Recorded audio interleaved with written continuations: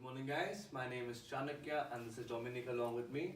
And today in the studio, we have the Japanese pharmaceutical giant Takeda.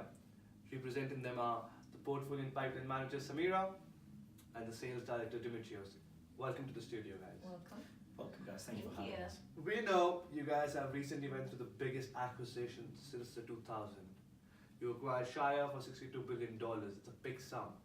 What was the motivation behind this acquisition of Shire?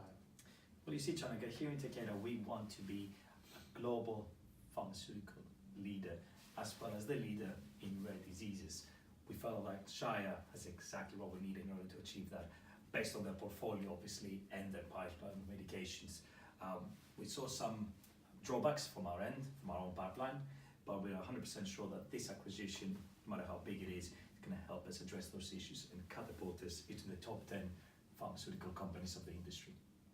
But this will come with a really high cost. How are you going to cover this burden? Yes, it does come with a high cost, but we did go into this acquisition believing that this is the best decision for us and will ultimately boost our profitability.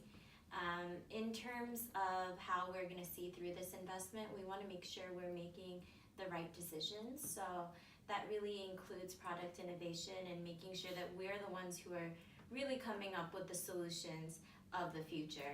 And so investing in pipeline, investing in R&D. At the same time, we have a lot of blockbuster drugs that we've acquired and also ones that we've always had, and we want to make sure that those remain relevant in the next 15 years or so too. And we believe that combination and spreading that to our existing and emerging markets should give back the return that we're looking for. Well, we did some research as well, and we found that you're going to double your portfolio. So how are you going to manage that? Yes, we are going to exactly around double our portfolio, which is intimidating but also a very exciting time because it finally gives us a chance to focus on rare diseases, which is what our passion is. And there's 4 areas that we're really looking to lead in, and that's neurology, GI, oncology, and other rare diseases. We want to maintain the success we've had in neurology and GI, and so we want to take our existing blockbuster drugs and really invest in differentiation and making sure that these products are still relevant in the next 10-15 years. And then there's a couple of areas that we're just getting into, but we believe are great opportunities, such as oncology and other rare diseases. So we want to invest a lot of money in R&D and make sure that we're the ones coming up with the innovative products there.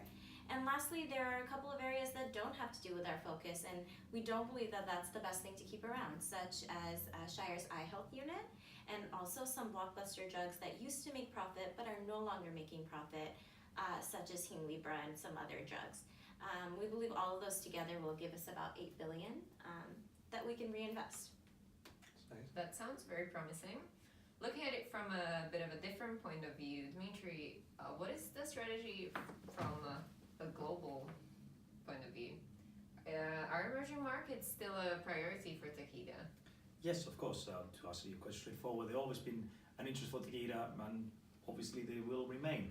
Our first priority, of course, will be to integrate Shire into our culture, into our company's values, and obviously continue our growth in the Western markets, utilizing our research and development sites around the world.